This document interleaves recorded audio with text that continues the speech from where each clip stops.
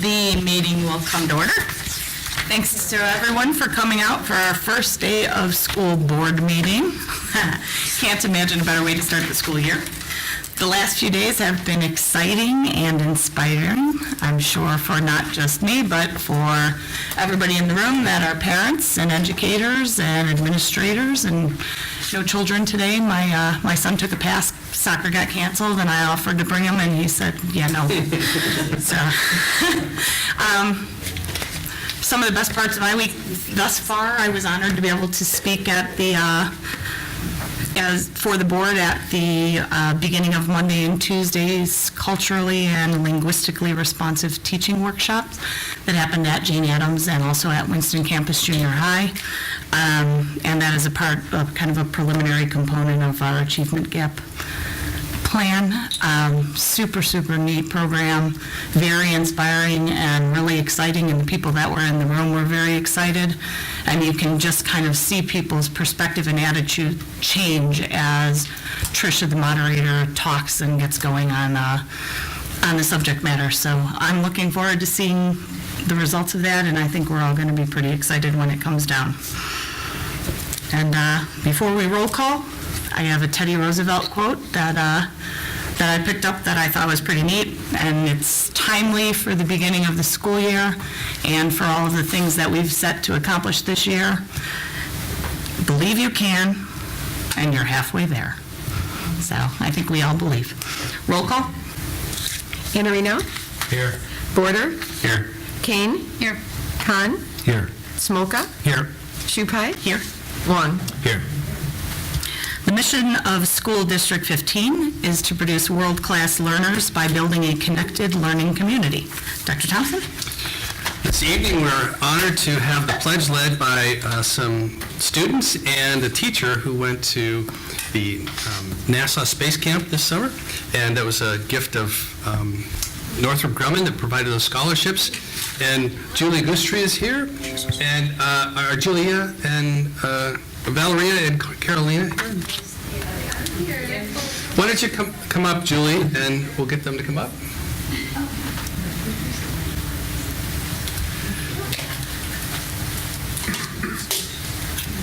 Flags getting closer to me. They're trying to hide you. Hello, my name is Julie Gustry, and I teach 5th grade at Willow Bend. And we have 2 students here. Come on up, girls. This is Valeria and Carolina, and they are in 7th grade at Sandburg. They attended Kimball Hill for elementary school. Welcome, come on up. And we had the amazing opportunity to attend Space Camp at the U.S. Space and Rocket Center earlier in the summer, back in July. And while we were there, we were involved in a lot of team building activities. We built rockets and launched them. We were involved in a lot of simulations of what it would be like if you were an astronaut. We learned a lot about NASA's current plans and the SLS, which is the Space Launch System, which is going to have us hopefully bringing humans to Mars by the 2030s. Also, we met people from all around the world and made everlasting friendships. I know that when we left, the girls were really sad to be leaving their friends. I was placed in a group with 10 other educators from around the world. We had a teacher from Japan, one from Australia, and all over the U.S. So it was an absolutely amazing experience, and I would like to thank District 15 and Northrop Grumman for providing that rich opportunity for us. If everyone would please stand for the Pledge of Allegiance. I pledge allegiance to the flag of the United States of America and to the republic for which it stands, one nation, under God, indivisible, with liberty and justice for all. I really want to thank Julie for taking the girls. And girls, I've got a pen for you for coming tonight and leading us in the pledge. Thank you for representing us down in Huntsville, Alabama at Space Camp. I know you did a great job. We're really glad you got to go. Thank you. I hope you learned a lot. And those spacesuits are cool.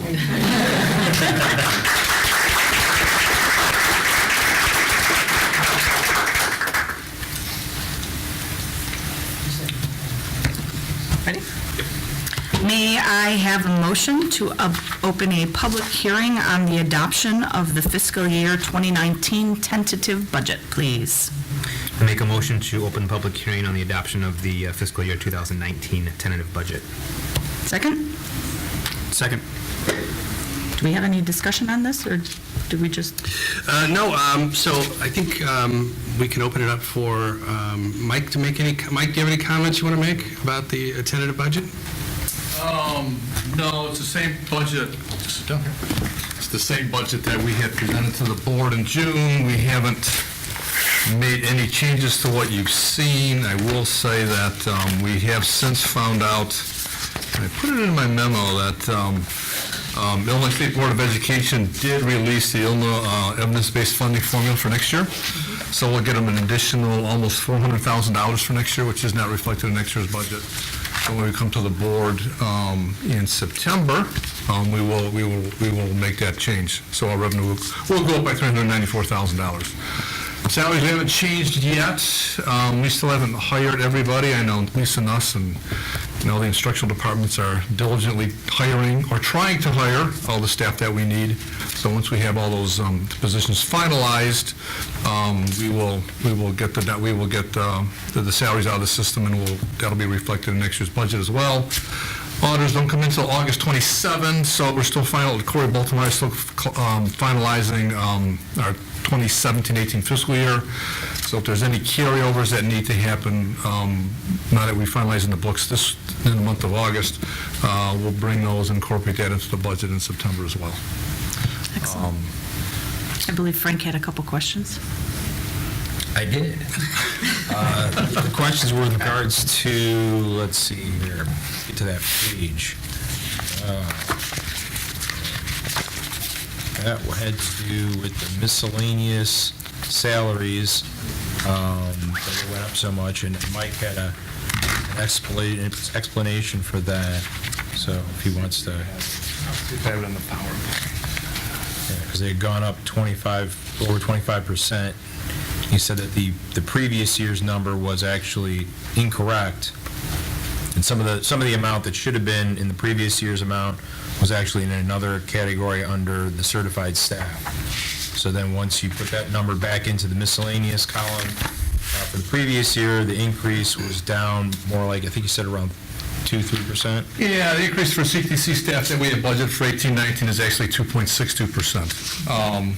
And when we estimated that increase for 18-19, when we negotiated the contract with CTC 3 years ago, we estimated 2.27%. So we're 0.3% off on $67 million, which is about 2 times 3 is 6, it's only about $200 and some thousand dollars. I still think 18-19 is going to be a little bit high, because we always have attrition that happens over the summer. And we'll finalize those numbers for September. But I think suffice it to say, we are still, we're still right on track for our negotiated salaries for certified staff where we thought we would be. Then Mr. Andreino had another question about why purchase services go up. What is purchase services? So purchase services is basically any service we hire from an outside company, legal services, audit services, professional development, et cetera. We have one line item in there, and what we do is we balance out federal grants. So when we adopt budgets, federal grant revenue equals federal grant expenditures. So if we have $2 million in revenue, we want $2 million in expenditures. And that's made up between purchase services, salaries, benefits. All the positions aren't hired yet, so we don't know what all the final federal grant salaries are, so we basically plug a line item. So that's what, and I think I told Mr. Andreino that we had about $374,000 on the federal grant line to balance out the federal grants. Okay. Once those grants are finalized, submitted to ISB in the fall, then we spend the grant expenditures in accordance with what's approved. So they balance out every year. Federal grants get audited every year. We never have any exceptions on our audits, on our federal grants. Internal controls pass, so that explains that one difference. The last question was, Mr. Andreino asked about no life safety fund expenditures for next year, which is Fund 70. Previous boards issued $27,250,000 in life safety bonds, 2016, 2017. We finished the last of those projects this summer, which was partly the curtain wall at Frank C. Whiteley. So the district has expended all the bond proceeds from those $27,250,000 of life safety bonds. Mr. Andorino asked if there's still outstanding projects. Yes, there are. We had discussed that at the board workshop, the retreat in March. I think that report came in at like 140 or 150 million. That was category A, B, and C. So there's still outstanding projects that need to be discussed and taken care of in the future. We had said back in the spring that we would develop a plan and present to the board in the fall of 2018 on how we can start addressing some of those outstanding the A and B items. And so there's category A, category B, category C, category A being the most urgent. The 27.25 million of life safety bonds covered, I believe, all the A items. I have to double check on that. So then we would start looking at the B items and then the C items. Okay. C items are optional, and, unless something should change, we'll have to use reserve funds or capital funds to be able to do those projects going forward, because we don't have any more life safety money. Right. Okay. So fall of 2018, what do we think in terms of our fall, September, October, November? Well, so probably September or October. Okay. All right. And it's not just B items, it's the whole view on capital improvements we'd need that may or may not be on that list. We will look at B and C and anything else that we're aware of that's come up since that life safety study. Right, because there were some things that I think we pended from last year that we didn't do, that I don't know that they were all necessarily on that life I safety believe we list. did, and that's right, because we came last year and we had some of the items, and Yeah, we couldn't do them all. we couldn't do them all. We're doing $8 million summer of 2018, but there were some outstanding items that we have to revisit. That's correct. There's one bad item out there, which is a roofing at Central Road, which Mr. Phillips keeps telling me about is paper thin, so that's probably one we will put at the top of our priority list, just as an FYI. Any other questions about the tentative budget? Those are all mine. Okay, thanks, Mike. All right, we now open this hearing to comments from members of the public. Kindly note the following. Please remember that this is not a dialogue between you and the board. If you have a specific issue which requires a response, Superintendent Thompson will get back to you. Additionally, please note that this comment period is only on the issue of the adoption of the fiscal year 2019 tentative budget. Public comment on any other issue should be held until the appropriate segment of the regular meeting following this hearing. Does anyone wish to comment or have any questions related to the fiscal year 2019 tentative budget?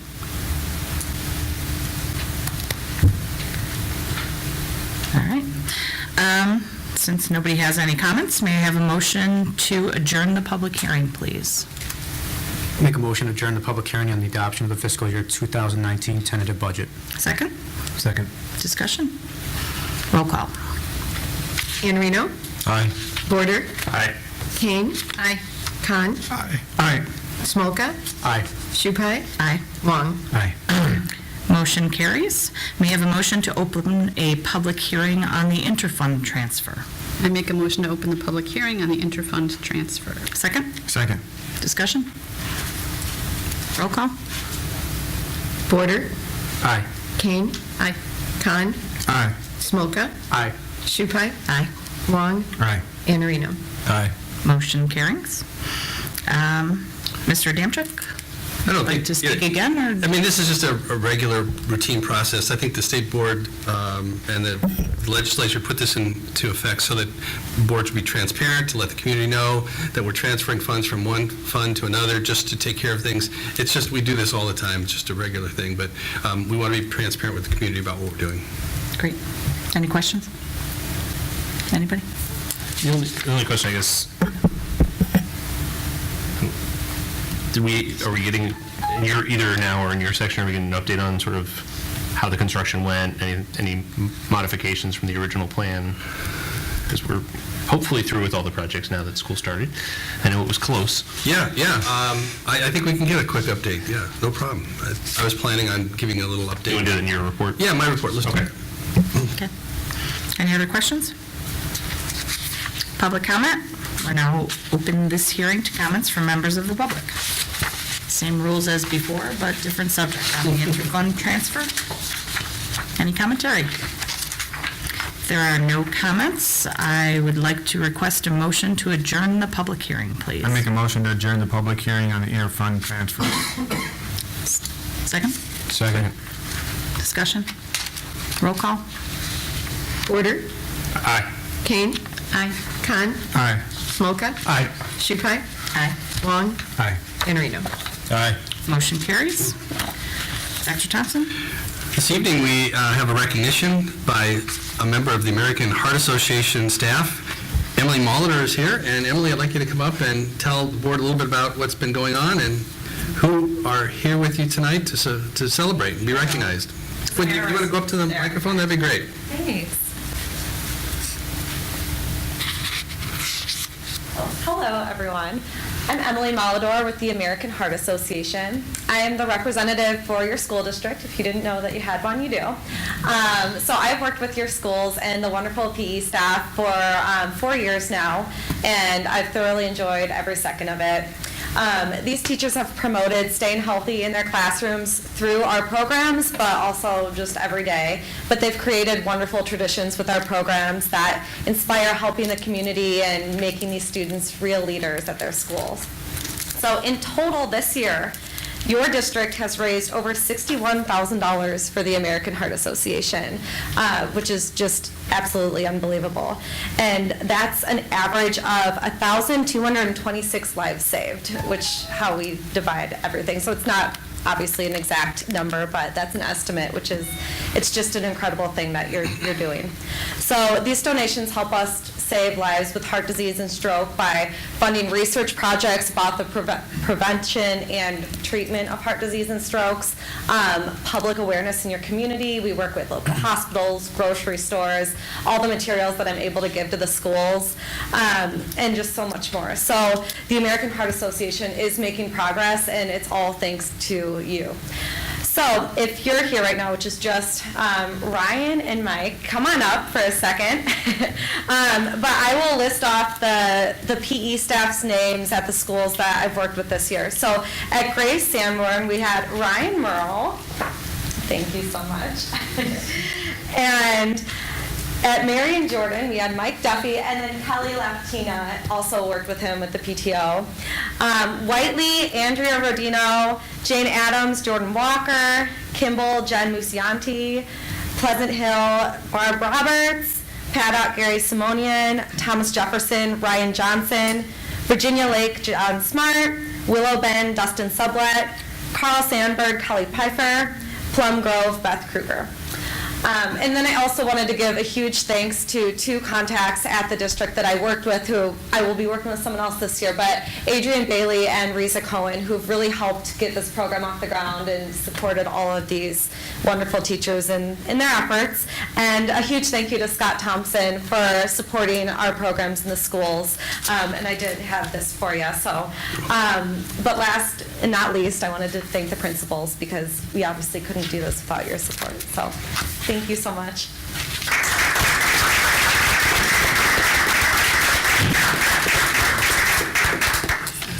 Thank you very much. Mr. Merle, Mr. Duffy, thank you for coming out tonight. Thanks for what you do for the health and wellness of our kids. Emily, drive safely. Hopefully the rain stops. Thank you. I know. The next item in my section is a recognition of a special employee whose last day of employment is today. Ralph Hedich is retiring after 44 years of serving the school district. He was hired as an 18-year-old many years ago, 1976, I think, 74. And he's worked at Sundling all of those 44 years.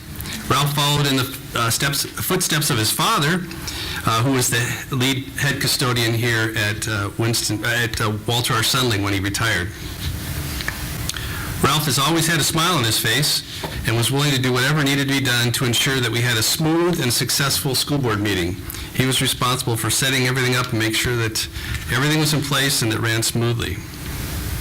I was looking through his personnel file recently, and I found numerous letters of recognition that were written to the district over the years on his behalf. Many people that had been positively impacted by Ralph wrote letters to the district office saying what a great employee he was and how much he helped in the service here at Walter R. Sundling. He has had such a lasting impact on the school that the administration named part of the building after him, Heddich Hall. Is that right, Jason, or hallway? What? Heddich Hallway. Hallway, yes, Heddich Hallway. Ralph, we'd like you to come up. I think Mr. Bramley has a little something for you, and he'd like to thank you. Did you have something? Was that?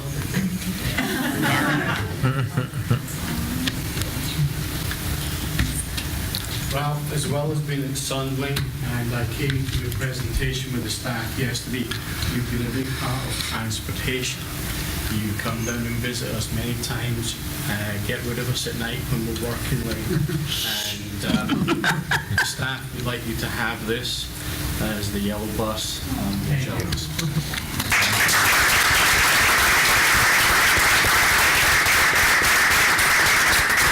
You have anything you'd like to say, Ralph? Just that I'm going through a rough time. My mom's in the hospital, and I have to deal with. I just want to say thank you for the many years letting me be here at Sundling. Well, thanks for everything you've done. We wish you success and a rewarding retirement. It's a nice time to be able to take care of your mom. And if you ever get bored, you know, Heddich Hallway is always here for you to come back and visit. Oh, no, I promised the staff I wouldn't be back. I should check to make sure the sign doesn't get taken down.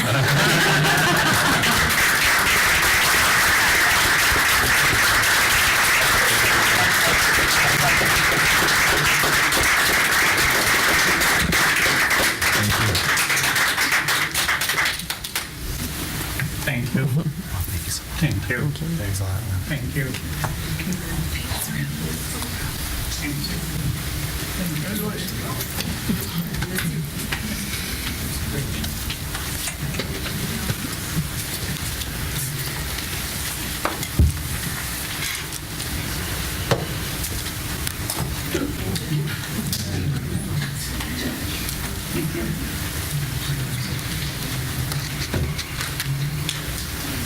So we know we'll miss Ralph more as the time goes on, but we already missed him a little bit on the setup today because you'll notice that the pen was not on the table outside, nor was the pile of green sheets, those things that you just assume are always going to be there, and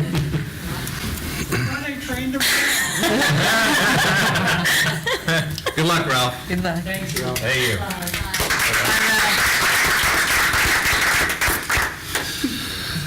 All right.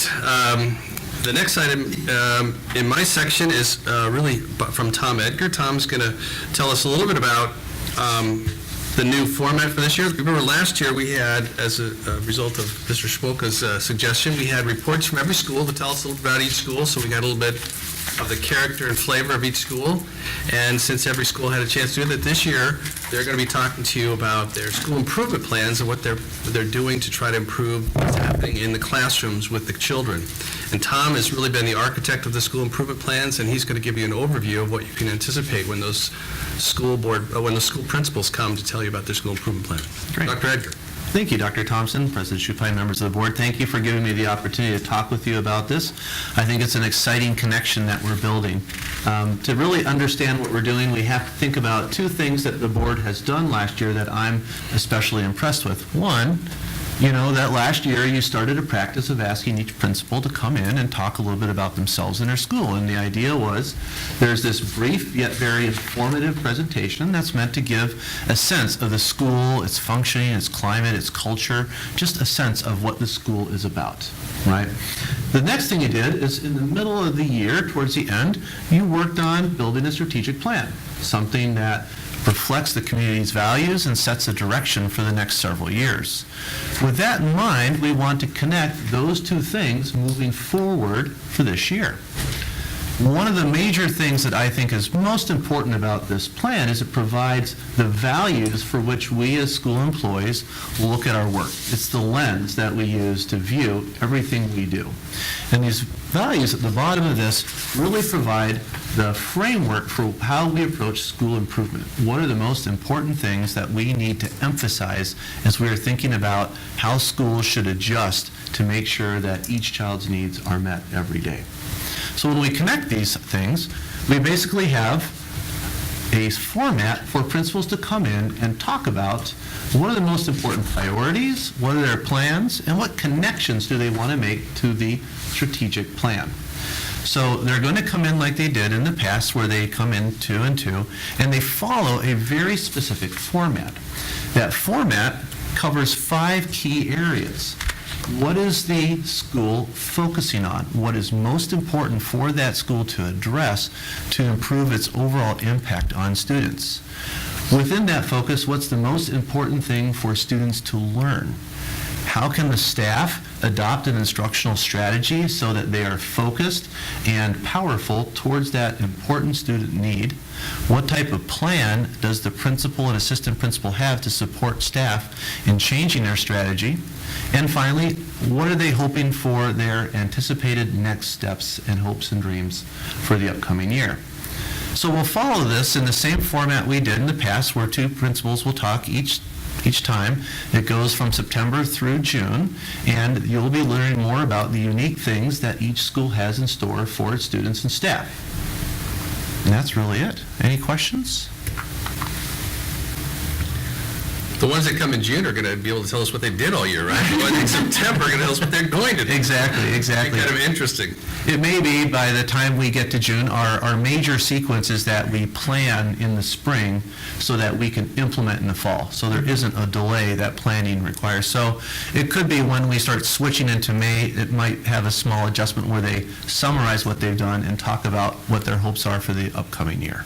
And they get the benefit of seeing every other principal talk in front of them and Exactly. molding the response to what makes most sense. Yeah, no, I think this is a really exciting thing, where it really lets you see how they showcase their leadership and really what each school is doing to affect the lives of their children.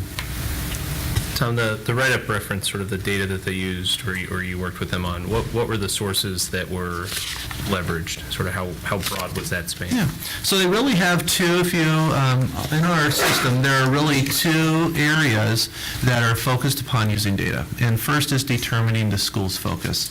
And we have a system where we have built a large infrastructure to look at all the major tests that the district uses, both internal, like the MAP test, something that we use locally, but also the state tests, Access, PARC, the science test. They look at that to determine what the most important school focus area is.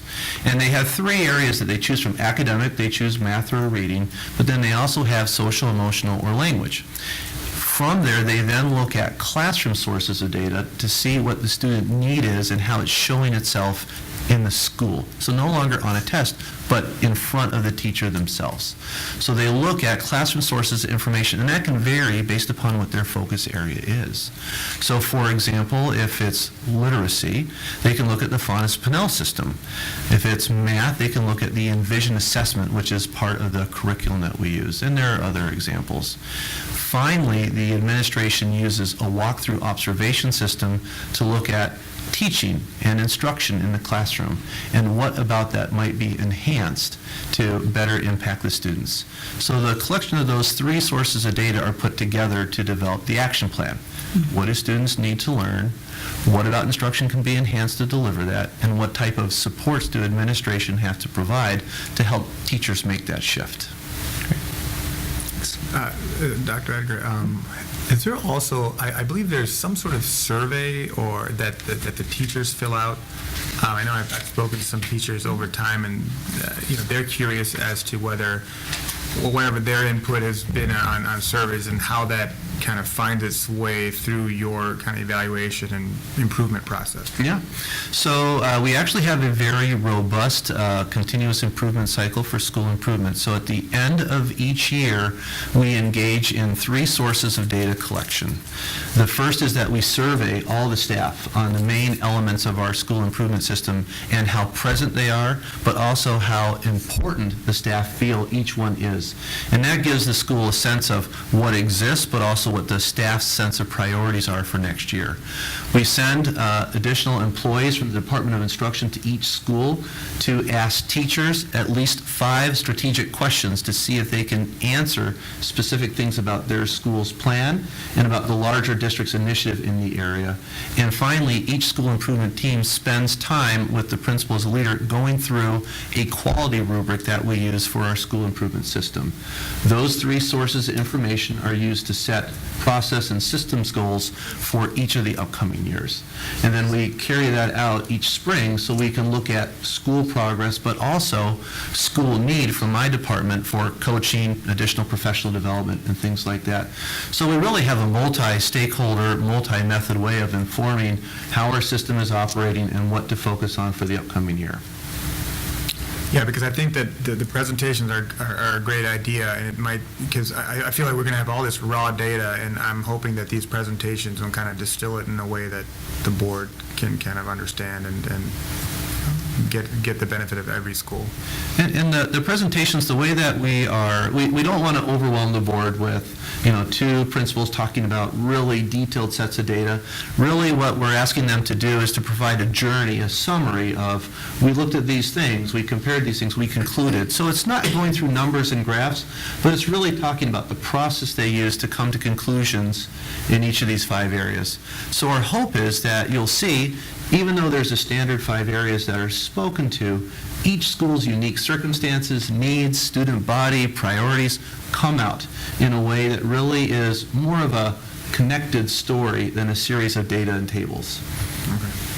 And that's really trying to build upon what you started last year. I think that was a real valuable piece not to lose, that connection piece. How do we assess the social emotional health of students in school, or the needs that exist in the social emotional space? I assume that's not so much a standardized testing metric. No. So there are really 2 main systems that we have. The first main and most established system is our larger PBIS system. And the way that largely operates is it collects 2 main sources of information. What's called office discipline reports, which is looking at students who violate some rule, and how often that happens. But the other thing that they look at is those early, quick, connection-based interventions that are delivered and how quickly students who might need a little extra help enter those and then exit from those as well. So you look at the overall health of a system in terms of what are the discipline rates, but also how responsive are students to the interventions that are set up. This year, we're fully implementing what's called Expect Respect. Expect Respect is an anti-bullying campaign, and it includes student surveys. So there is student voice about how things are going, the climate of the school, and various things that they witness that an adult might not witness in the school. And those are the 3 main sources of information we can use, student voice plus response and the teacher discipline system, to look at the social emotional health of a school. Makes sense. Thanks. I think there are as well social emotional goals established by the state, and I think that we have yet to really find an assessment that I think really hones in on how well we're achieving those goals, and I think that's something that we'll be working on. But I think we had a really good start with our PBI system. Dr. Edgar, when you talked about 3 assessment tools that are used, is the conditions of teaching survey, is that part of those 3 tools, or is that outside the scope of what? Well, that has some information to it. We use a climate survey called the 5 Essentials. That's the state 5 Essentials survey, and it's used to reflect kind of more actionable pieces. So the conditions of teaching reflect certain aspects of the building, culture, and climate, but the 5 Essentials is really meant to give more of a leadership-based, actionable picture of the school in terms of what specifically can be addressed to support teachers, support culture of change, and things like that. So information from all those sources are used. I just didn't mention them because I was trying to be succinct. All right. Great. Tom, thank you very much. Tom's done a great job. He brought to us Harvard's data-wise school improvement plan, which is our overriding school improvement process that's been highly respected across the nation. And we thank you for that, and it's really fit in well with everything else we're doing. So, thank you. Appreciate it. Looking forward to the year. Well, the year started. So today was the first day. It was a great start. We had very few issues with anything, transportation or anything else. All the administrators went to the schools and participated welcoming the kids, which is a very fun thing to do. And staff seemed upbeat, kids were smiling, the schools ran smoothly, and I think we're really off to a great start to the school year. The rain held off until after the kids got home today. Not so much for us, we still had to run through it to get here, but it was a good start to the school year, and I think there's reason for optimism. Mike and Craig, you want to give us a quick report on the construction projects that you all spent many hours on to make sure that the schools were ready for kids to be received today? Your staff did an excellent job. I'll let Craig address. Well, then I would like to commend Craig and his staff publicly, too. I mean, he had, Craig and our custodial supervisor, Van Lee, had staffs in until 10 o'clock at night in some instances, specifically at Plum Grove and Frank C. Whiteley. I think they were in last weekend, getting the buildings in shape. So we were ready, thankfully, to their efforts, a lot of hard work on custodial maintenance staff to be ready for the start of school today. And I'll let you give you a little update on how our two major projects, those being Frank C. Whiteley and the Plum Grove curtain walls. We also did carpeting at Pleasant Hill. That was done probably a good month ago, and the paving at CLA, which looks really, really nice. We have extra parking spaces there, which we desperately needed. That project finished a couple weeks ago. The ones that came down to the wire, again, were Whiteley and Plum Grove, and I'll let Craig discuss that. However, Frank C. Whiteley, I don't know if anyone's had a chance to actually go by now that we have the new colors, and I think the kids are going to love it because it speaks to their age appropriateness of an elementary school, which is a little different than what I did or what we did over at Plum Grove. Plum Grove has vertical fins that stick out, so when you drive by, you see them, unlike the flat panels that are over at, and the vibrant colors that are over at an elementary school. But the programs were all a little bit behind, especially since we had a number of rain days during the month of July. And so we put a big push on the contractors to try and meet our new start date. And in many cases, that meant we had to provide our staff of custodians and maintenance guys to go in and put the buildings into shape for them to be occupied at the beginning of the week even, from that standpoint. We will be asking them for a credit to help fund what I did, but that's a different issue I'll take up with them. But the buildings are substantially completed. Frank C. Whiteley a little more than what Plum Grove is. If you drive by Plum Grove, all the interiors are done, all the new mechanical systems and ventilation is in, and I'm sure that most staff members are going to comment how quiet it is, unlike the univents that used to be there that, and everybody goes, I can't hear, shut them off or do something. All the interior spaces are well-staffed and cleaned to meet the life safety and students and staff and families.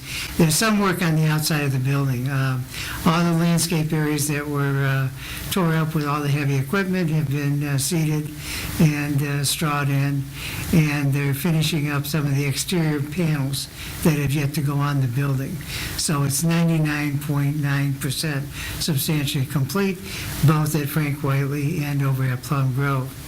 Along with those programs, we did the upgrades as requested to modify the front offices, provide a new nurses station and conference room over at Winston Campus Junior High, which was done by our in-house maintenance staff. Simultaneous to that was the STEM lab at Walter Sundling and Carl Sandburg, and the realignment of STEM lab over at Winston Campus. Then, as Mike said, we've completed the parking lot renovation over at CLA with the new striping and the added parking spaces that'll help them in their endeavor from that standpoint. So overall, from a construction standpoint, we're in good shape on our funds that we managed and maintained, and should look good for the school year. Well, your staff also did special ed room upgrades at Carl Sandburg and Thomas Jefferson. That's right. Special needs programs. And I was at Whiteley just yesterday, and you're right. I think everyone is super enthusiastic about the colors and how they're coming in through all the rooms just look a lot bigger because of the windows. I mean, it's like a clear thing. You come in there like, are these the same sizes? They are the same size, but because of the windows, every teacher that I talked to was overjoyed. Yeah, and we had, along with that, because as you know, over the years, people pinning things on the wall and that, the walls were really pretty disruptive and not in good shape. So along with getting the school cleaned, I had staff in and we patched all the walls and painted all the classroom interior walls. We will be over the holiday doing the quarters, so that by the time December comes, the entire interior of the building will have been completely painted and updated with all the exterior work that we've completed at this time. There was one teacher who was so happy that she had a green stained glass window because she's from Michigan State. I told her, as I look at the district's good, they're not that good. College, but she was really happy about the color. Yeah. It is a nice environment, and we get the same comment from the staff over at Plum Grove, so that while it's a little bit different exterior curtain wall system, it has much, much better fenestration and lighting that comes through the windows and that, especially since we got rid of all those univents. Yeah. So the rooms look much, much bigger, as well as brighter, and instead of the old-fashioned aluminum blinds, we have the shades that pull down, which are more up-to-date in color. I was there yesterday, and it was consistent in almost every room that I walked into that they commented about how great the different windows were, and larger and more bright and bigger space to open if they needed them open. I was in a room where the air conditioning was cranked and working great. That was a room that was really hot last year, and the teacher that was in that room was very grateful that the AAC was working so well. So, and I liked the purple and gold fins on. It's pretty exciting, you know, and we try to give it a variation, saying that elementary should be colorful and attractive to young kids. This is a junior high, and we want to make it a little bit different, but make sure that it's still recognized as an educational facility for the community. Yeah, little pop of color. Well, thanks to your crew and the hard work that they did, the custodial staff, the maintenance guys, everything. I know it wasn't visible to everybody, but I know how much work and effort went into it, how much you pushed them to make sure they made up for those days that they lost because of rain. And so thanks for all the hard work. It looks good. Thank you. Appreciate it. Yeah, the weather was a tear. Were there any budget issues throughout the summer? Any surprises that were discovered? No, and actually, and Frank C. Wiley was under the Gilbane contract with CM, where we did general contract into my office in the department for Plum Grove. On a positive note, we are in a positive situation, so the set-aside allocations for unforeseen conditions, we will be returning back about $200,000 between the two projects, unexpended. No, that's excellent. Great job. Thank you. Nice. Nicely done. I was with Reed Otteson this week, and Reed said, I'm so glad I'm not in the school business where I have to get things done in 10 weeks. He said, I'm glad I'm not going to get the calls like you guys are going to get the calls. But we didn't get any calls, so he understood how much work needed to be done in just those short 10 weeks, so that was a great job. Another update, we continue to investigate the possibility of creating space for full-day kindergarten.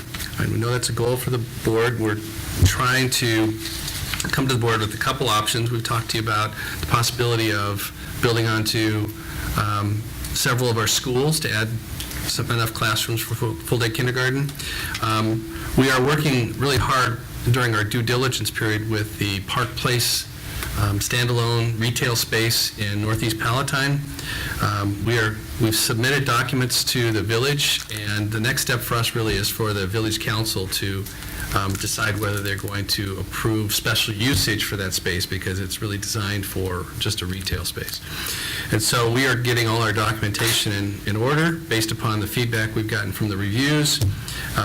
We'll continue to work on that, and the plan is hopefully that the village council would consider it at their October 1st meeting, and we would know then for our October 3rd meeting, I think is what we have scheduled, what their decision was and whether it continues to be an option.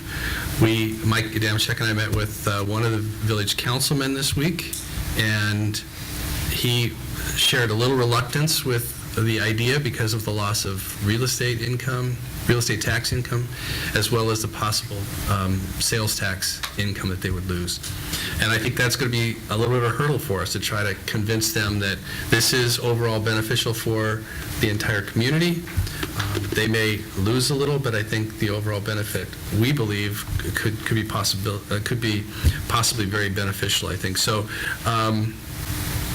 I've expressed to them that this board would like to consider it as an option, hasn't made that decision yet, and so that's kind of the status of Park Place. I think we have till the first part of November for our due diligence period of the 150 days. So by that October 1st date, we should know whether we're going to proceed with making it an option for you, and then you get to decide whether it would be something you want to pursue and move forward with the purchase price. So that's where we are with full-day kindergarten. We continue to look at boundaries. As you probably are aware, I mentioned before that our overall district enrollment is going down. It's gone down by about 100 kids over the last 5 years, 500 students less in the district than we had 5 years ago. But there are 4 schools where that trend is just the opposite. At Pleasant Hill, Plum Grove, Hunting Ridge, and Willow Bend, they've seen a pretty significant increase. And what you'll see next month from Dr. Barbini is that Pleasant Hill is jam-packed. We've got first, second, and third grade classes that are in the neighborhood of 28, and maybe even some at 29. We've already taken out the art classroom at Pleasant Hill, and we got art on a cart there, and so it is jam-packed. So we have to continue to examine how our schools are being used, where there's capacity issues, and to see if there are some better solutions by drawing some different boundaries as we go forward. And so we have provided our consultant, the boundary consultant company, with all the data that they need, and they will be providing us with up to 5 scenarios based upon the information we give them of possible solutions for redrawing the boundaries in the future for the board to consider.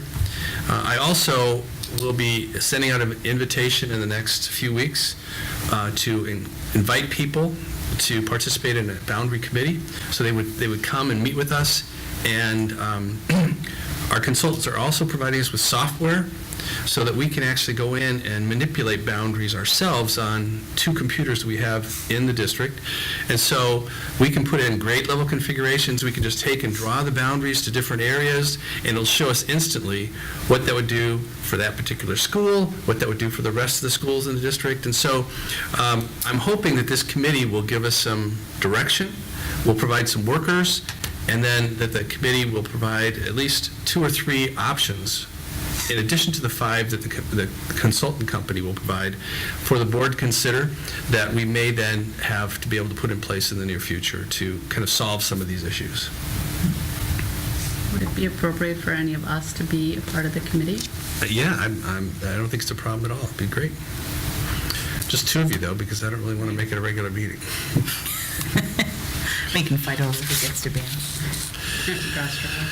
So what was the time frame for that, the committee? So I'm going to be sending out an invitation. There have been several people that have already offered their services. There are already some people on the committee. You've met a couple of the people that are on the committee. So we'll be expanding that to try to get representation from as many different sectors in the community as possible. But some people have reached out to me. I'll extend it to some other people, and we'll create a committee that could come together and work on that. And I'm hoping that the first meeting of that committee would be sometime in September. Okay. End of September. I think we could try to get good representation geographically, because Yes. we all know there will be a lot of volunteers from very specific geographic pockets that would drive. Yeah, so I appreciate that point. I'm highly doubtful we'll get representation from every building. Right, absolutely. But each geographical area for sure. And hopefully we'll get people that have a broad understanding of more than just their school or their area, so they'll be able to help us with some of those things. Yeah.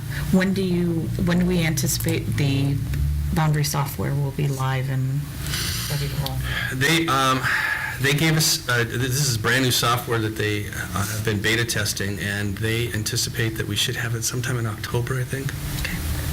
at the latest November, but at that point then, the committee should have some ideas of some things they'd like to try, put it into the computer, see what pops up.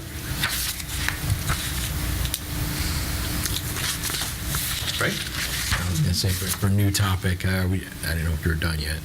I was just kind of curious about how the Infinite Campus rollout's been going. Yeah, thank you. Really wasn't going to report on it, but I can. So, this is a major software shift, and you probably are aware of it, being in the business you're in more than maybe just the regular person. But we anticipated a mid-year rollout to try to get things going. We thought people were here. It's going to be painful, whether it's at the beginning of the year or the end of the year. But as we started to listen to people, Dr. Barbady listened to people's issues, questions, concerns, we realized that we're going to take the year to prepare, and we're going to roll it out in the fall of 19.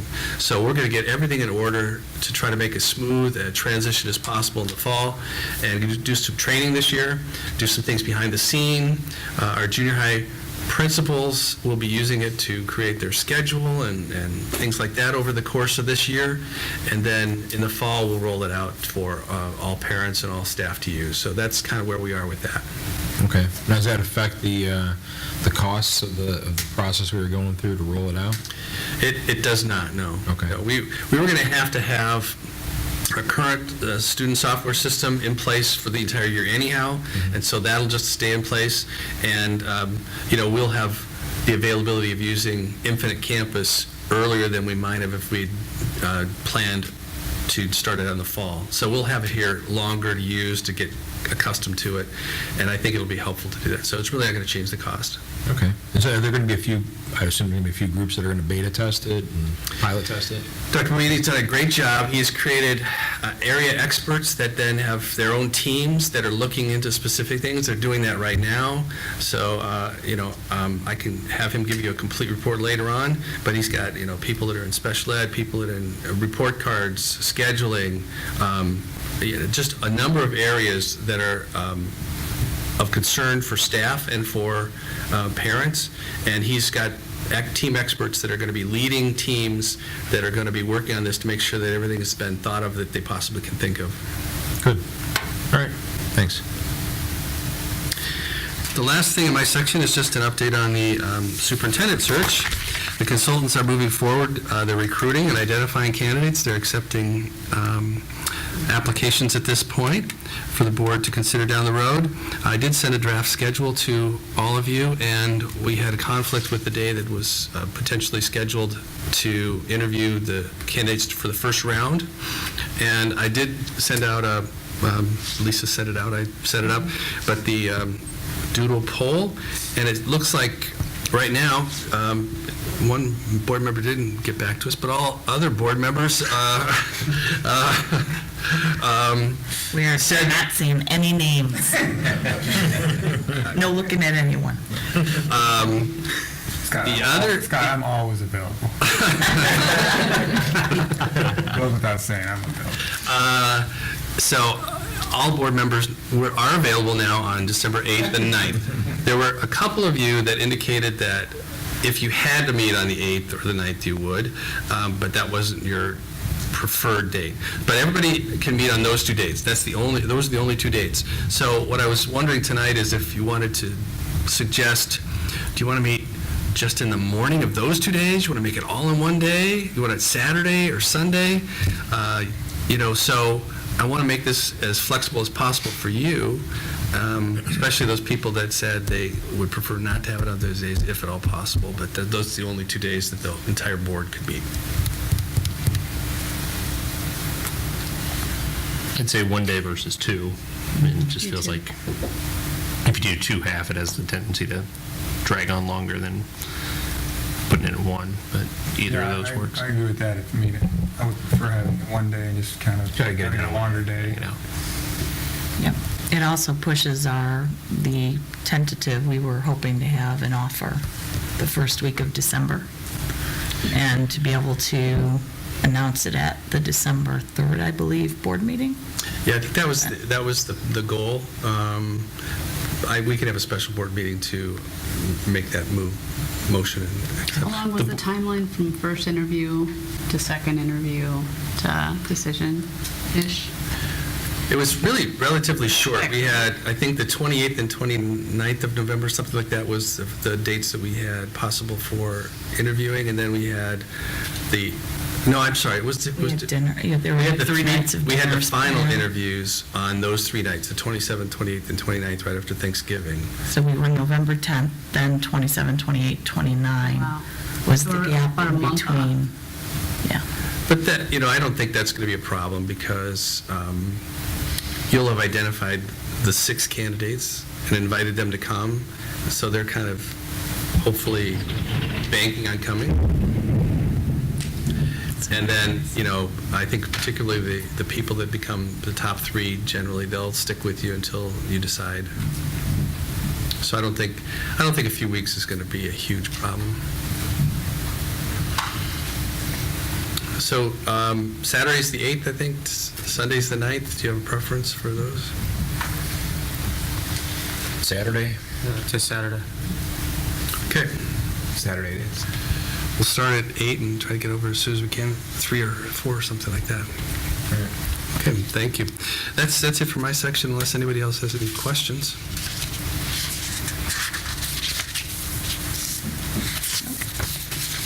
All right. May I have a motion for the reading and acceptance of minutes, please? Make a motion to approve the minutes from the following meetings of the Board of Education: June 4th, 2018, a special Board of Education meeting, and the July 6th, 2018, regular Board of Education meeting. Second? Second. Discussion? Roll call? Kane. Aye. Khan. Aye. Smoker. Aye. Supine. Aye. Vaughn. Aye. Iannarino. Aye. Porter. Aye. Motion carries. Board discussion and reports. I'd read council legislation. Mr. Iannarino. Okay, one of the things of note was the establishment of a TIF task force was part of the evidence-based funding, that bill. The task force did finish its report and had submitted it for review. They have some recommendations. A couple of nice things in the recommendations they sent out was to have a joint review board to look at TIFs, to actually approve them. And then there would be weighted voting based upon the tax district's percentage of total property tax rate. So anybody that has a stake in the TIFs would actually get a chance to vote to whether or not to approve a TIF. So however much it's going to hurt you is going to be how much of a vote you're going to have in saying whether or not you approve this TIF going through. And then there's a couple other aspects of it. One of the other ones that was good, I thought was the being able to require that if the Board of Education, that the affected Board of Education that addresses the financial support of any new student generated due to the development. So if there are kids added to a school district due to a TIF area being redeveloped, that you would actually have some sort of consideration in funding coming to your school district, that you're not going to be left out in the cold. Like we're talking, everybody's been upset about the whole Motorola situation, where it's like all in Schaumburg's hands to approve the building, and that could potentially create a whole bunch of students, and then here we are with absolutely no say in it, and we'd be the ones that have to pay for bringing in and taking care of all the new students that might be generated for that area. In this situation, they would actually have a carve-out saying, hey, if you're going to bring in a whole bunch of students, you're going to have to pay some of that TIF money. It's going to have to go to the school district to pay for those extra students. So I think there's some really good recommendations that were brought together for the task force, and hopefully some legislation can be put in place down in Springfield that'll take that into consideration, take the recommendations to heart. Separate note would be the Supreme Court ruling with regards to employees having to pay union dues. So that's something that I think we probably still need to figure out. I don't know if we've got information from our legal team yet as to how that's going to be handled. But I mean, basically the ruling says that forcing people to pay a fair share fee for a union was found to be unconstitutional because it violates their First Amendment rights, because a lot of the union money goes to supporting things that other employees might not agree with. So, being that employee union dues can no longer be deducted from employees' paychecks, they have to be actually given voluntarily. That has to be like checked off, like explicitly, the employee has to say, yes, take this out of my paycheck. So unless that's done, no union dues will be taken out of paychecks going forward. I'm sure we've probably already implemented that. I don't know exactly, like I said, the overall impact that's going to have on the unions or employees. Yeah, our unions inform us at the beginning of every year which members are full members, and in the past, they used to tell us which are fair share members, and so we would then make the appropriate deductions from their pay period, from their paychecks over a specific period of time.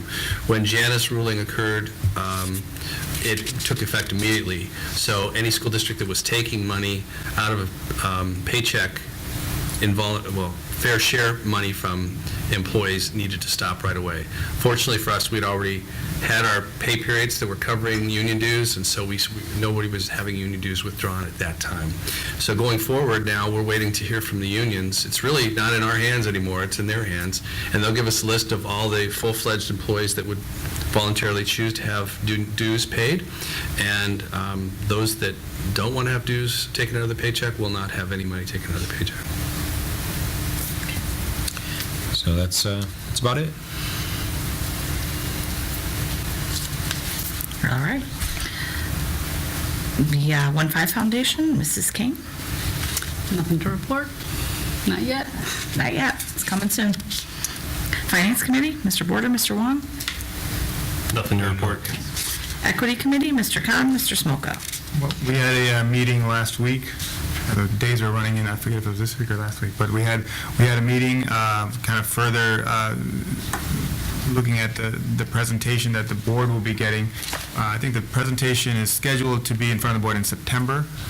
So really, we're just looking forward to that. A lot of you can see that the presentation is kind of honing down on getting in more detail. And one of the tricks is just trying to be able to. There's a lot of data, so not to make it too wonkish for the public and the board to ingest. And so that's kind of I think the stage that they're at right now. And in September, I look forward to seeing their findings and recommendations. All right. Excellent. Next, we had some board policies that were published for the first reading. Is there any discussion or commentary on any of them?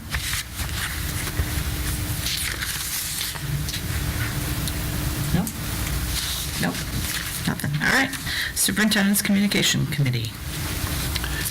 Julie sent out an invitation, I think, for the next Communication Committee meeting. Morgan has set that. Morgan, what's the date for that? It's the last week of August. I can't recall the exact date right now, but it is on the calendar. It's the 28th. 28th. Okay. So the two board members that are on that committee will meet with us, hopefully, and as well as the other members, and we'll have some things to discuss to evaluate how the year's gone and what the plans are for the upcoming year as far as communication is concerned. But I'm sure that there's a fair amount of agreement that Morgan's done a terrific job her first year and really accomplished a lot, and we've got high expectations for her second year. Have we gotten a lot of feedback on the mobile app? Yes, I'll stand up. It kind of blew away my expectations. I imagined it would be a useful resource, but I didn't realize just how many people would be using it right away. So I think it's been widely accepted that it's a great, convenient tool. People can access information that possibly they didn't know they could access before through the student information system. But I hope that it will connect parents with what their students are doing and what's going on in the buildings a lot more easily now. So unfortunately, the report that I was trying to run for you tonight wasn't working, but we do have more than 10,000 views of student information on the app. So that means that parents have had to go in to try to log in and look at their kids' information for that number to go up. So if you consider we only have about 12,000 students in the district, that's a very high number. I'll try to pull more information for you just to get the data on downloads and things of that nature, but it's been going pretty well. Great. Morgan, Sandy Kramer, and June also are recipients of an Illinois State Public Relations Award for the website refresh that they did. And Morgan is also, as a part of that new website refresh. There's an automated phone system that calls parents if their children are absent, which has relieved the secretaries from a lot of phone calling and freed them up to do other work, and it's notifying parents much more quickly if their child was supposed to be in school and you didn't call in to let us know that they were going to be absent. So it's a safety issue. So we wanted to make sure parents were notified as soon as possible if they had thought their child went to school and hadn't shown up. So that's another thing she's done. Or if they thought their wife called in. Well, we're getting true confessions here tonight, aren't we?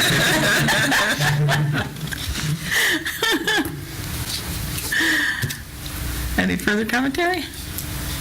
All right, citizens address the board. We will now open our meeting for public comment. Are there any citizens that would like to address the board? Very All right, popular tonight. we're going to move right on from that. Thank you for your comments. Action items, item 18-820, the personnel report. May I have a motion, please? Make a motion to approve the August 15th, 2018 personnel report, including the following recommendations. Recommendation for termination, Stephen Berquist. Second? Second. Discussion? Roll call? Khan, Aye. Smoka, Aye. Shupai, Aye. Wong, Aye. Iannarino, Aye. Porter, Aye. Kane. Aye. Motion carries. Item 18-821, motion, please.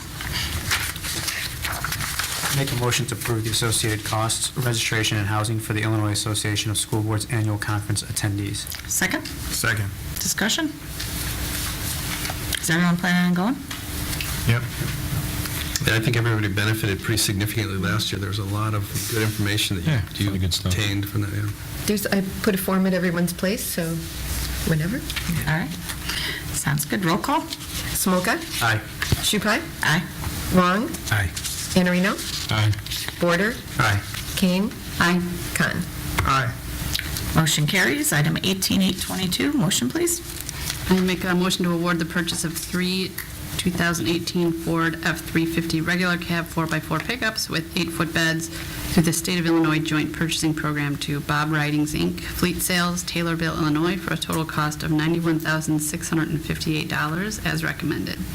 Second? Second. Discussion? Roll call? Are they 18s or 19s? Are they actually 2019s? At this point, they'll be 19. Okay, that's what's in the bid. Further discussion? All right. Roll call? Shupai, Aye. Wong, Aye. Iannarino, Aye. Porter, Aye. Kane. Aye. Khan. Aye. Smoka. Aye. Motion carries. Item 18-823, motion, please. Make a motion to reject all bids for the Gray M. Sanborn Elementary School playground equipment 19-001 due to the misinterpretation of the scope of the bid by the majority of the 6 vendors who submitted bids as recommended. Second? Second. Discussion? So what happened with the bids that they didn't understand what was going on? We had some bidders that interpreted it as having the equipment supplied with the installation, and other vendors who read it as being, we supply the equipment. So some of our long-term vendors who have done work for the 20 years with us know that they're the supplier. New ones that were bidding read it and interpreted that we would supply the equipment. And they were just doing could installation. rebid. So we're out to rebid. Oh, okay, so everybody's just going to rebid it. Right. Well, No, actually, what we'll be doing, No, we're not going to rebid. So the reason that bid came about, there's a $38,000 grant from ECDEC, who's going to supply it. So I talked to ECDEC. They're actually, so what's going to happen now is ECDEC will actually buy the equipment, donate it to the board. We'll solicit quotes for the installation. The quotes are probably in the area of $9,000, and then we'll install the equipment at Gray Sanborn. Okay, so the supply the equipment thing has been scratched from the bids, just installation. So just being installation. So we'll reject this bid. We'll let ECDEC buy it, donate it to the district, and then we'll do a quote for installation. Which will probably cost, there's not enough money in the grant to cover the equipment and the purchase, so there's probably about a $4,000 or $5,000 difference that the district will pick up. But it's a benefit to our students, and it will be district property. So, in us, it's a win-win for ECDEC and the district, ultimately. Craig, do you anticipate that the same people will bid just the installation then, as did equipment and installation, or totally different? Issue, what we did is we gave our vendor, we gave the vendor list to ECDEC, and they are contacting, so ECDEC is contacting those vendors this week, and they'll make a decision on what playground equipment that they will actually buy. Okay. So it's probably more than 99% sure it would be the same vendors that submitted a bid. Since we gave that list to ECDEC, it would be one of those vendors that will supply the equipment. Okay. Got it. Second? No, that was discussion, sorry. Roll call? Wong. Aye. Iannarino. Aye. Border. Aye. Kane. Aye. Khan. Aye. Smoka. Aye. Shupai. Aye. Motion carries. Item 18-824, motion please. Make a motion to award the contract for musical instruments 19-002 to the following two vendors: Washington Music Center in Wheaton, Maryland for $44,522, and Music and Arts in Frederick, Maryland for $1,175, for a total bid award amount of $45,697. The recommendation was based on the lowest vendor meeting bid specifications. Second. Second. Discussion? I never realized how much tubas cost. It's like $4,100 for a tuba. It's like, wow. It's a lot of brass, yeah. Yeah. Expensive. Roll call? Iannarino. Aye. Border. Aye. Kane. Aye. Khan. Aye. Smoka. Aye. Shupai. Aye. Wong. Aye. Motion carries. Item 18-825, motion please. I make a motion to approve the purchase requisition to Tyler Technologies in the amount of $57,647.04 for the purchase of the annual support services required to operate and maintain our student information system as stipulated in the original contract with Tyler SIS K-12 as recommended. Second. Second. Discussion?